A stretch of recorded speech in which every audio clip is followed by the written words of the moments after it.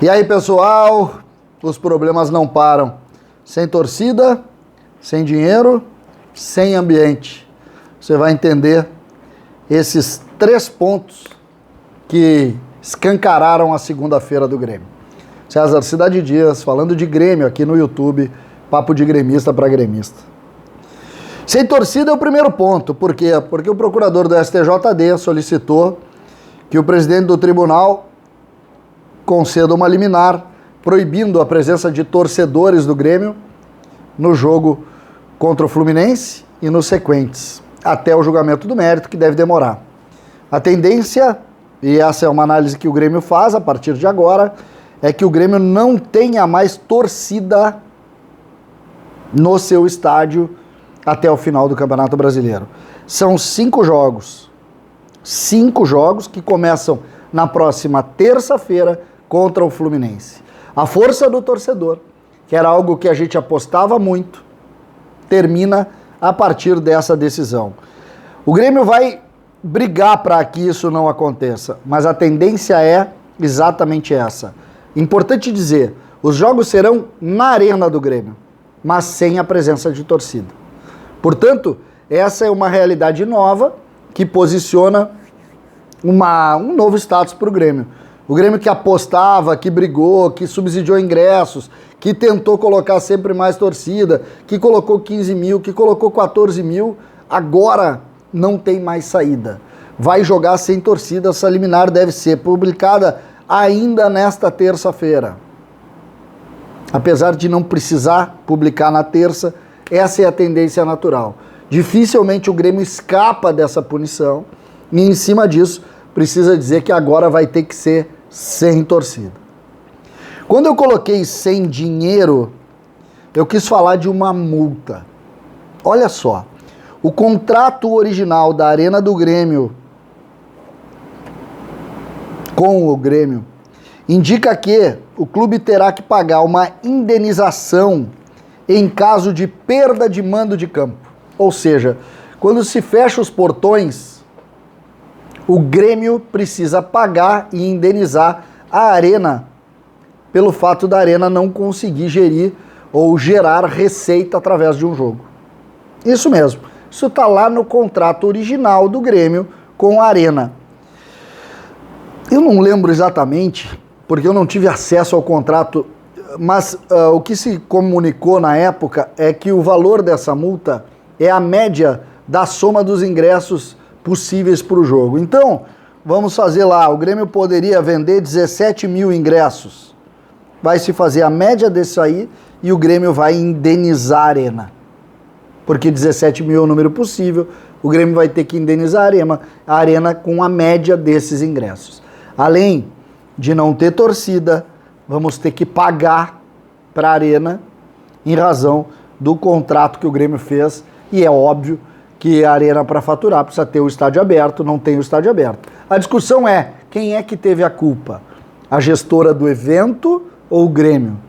Mas, na verdade, o resultado é que o torcedor do Grêmio, que poderia entrar no estádio pagando ingresso, não vai poder ir em razão da baderna, da bagunça. Ou seja, além de não ter torcida, o Grêmio vai ter que pagar por isso. E aí a gente chega no outro ponto, que é o sem ambiente. Por quê? O Grêmio perdeu a partida para o Palmeiras e junto com a partida para o Palmeiras algumas situações acabaram brotando no olhar de todos. O próprio Wagner Mancini posicionou que deste jeito não vai. E a análise geral é relacionada a alguns pontos que dão conta de uma falta de intensidade, de uma falta até mesmo de condição física de alguns atletas em relação ao tamanho da exigência que o Grêmio está posicionando. Sempre que fala isso, 2 vêm à tona.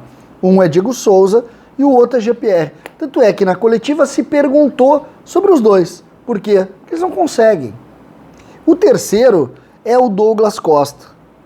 E a entrevista dada pelo Douglas Costa, que recebeu uma aprovação grande de grande parte dos torcedores do Grêmio, e eu confesso para vocês que eu não consigo entender porquê dessa aprovação, mesmo respeitando a opinião de todos. Eu vi que muitas pessoas me criticaram, olhem o vídeo que eu fiz sobre a entrevista, porque eu acho que, primeiro, não era a hora. Pode falar agora. Entendeu? Segundo, o que adianta dizer o superávit não adianta nada? Cara, o Grêmio só conseguiu contratar o Douglas Costa que tem superávit. Dizer que o Grêmio não investiu, tu pode dizer que o Grêmio investiu errado, mas o Grêmio contratou o Borja, o Grêmio contratou o Vijaçante, o Grêmio contratou o Campaz, o Grêmio contratou o Thiago Santos, o Grêmio contratou o Douglas Costa, o Grêmio contratou o Rafinha. Dá pra dizer que o Grêmio não contratou. Tu pode discutir que o Grêmio contratou errado. A gente fala muito aqui que o Grêmio nos últimos anos errou demais. Só que quando tu coloca, e eu falo sem ambiente, por quê? Porque o discurso do Denis Abraão, de posicionamento firme, que encantou o torcedor no primeiro momento, acabou não vindo com ações visíveis. As pessoas não entenderam ainda ou não conseguiram notar uma mudança no status deste vestiário. E é sobre isso que eu estou colocando. Esse modelo também acabou. A tendência, e é sobre isso que eu estou querendo discutir, é que Denis Abraão, de fato, agora mexa na estrutura. Mexa em alguém. Por quê? Porque aquilo se perdeu. E o ambiente não leu mudanças tão radicais. Nós sabemos que para o jogo contra o Atlético, já na quarta-feira, nós não vamos ter o Jean-Pierre, que está suspenso, e Diego Souza dá lugar a Borja, que está liberado para jogar e é o titular da posição. Só isso já vai melhorar. Só que deixar que as coisas aconteçam sem criar grandes posicionamentos não vão resolver o problema do Grêmio. O Grêmio precisa se posicionar. A entrevista do Douglas Costa, ela incomodou muita gente internamente, exatamente por levar até para o lado da falta de gratidão.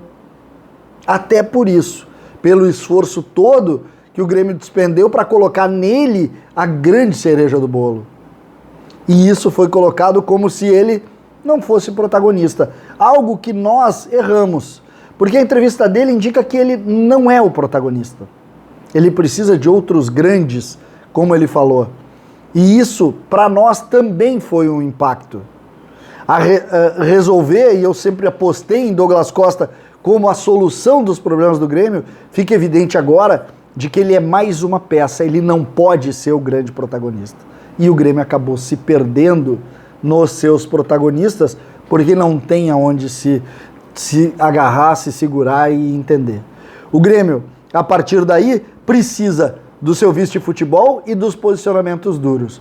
O ambiente ficou, de fato, muito frágil, sem torcida, tendo que pagar multas por erros cometidos também por aqueles torcedores, com um ambiente claramente jogando culpa para todo lado. Ou alguém assume, ou a gente vai continuar correndo atrás do rabo e as coisas não serão solucionadas. O Grêmio precisa urgentemente de um posicionamento. Urgentemente. Não sei se Romildo, o presidente, tem força nesse momento para isso, porque está abatido, machucado pelo momento do clube. Se Denis Abraão ainda consegue, ele que entrou com um discurso novo forte, mas não acabou mudando o status, se isso conseguir se posicionar, bom, aí a gente vai tentar entender. Mas sem posicionamento, sem ir dentro da carne, sem tirar as pessoas, sem mudar o status, sem tirar a zona, romper com a zona de conforto desse vestiário, vai ser muito complexo e muito difícil. As notícias são péssimas.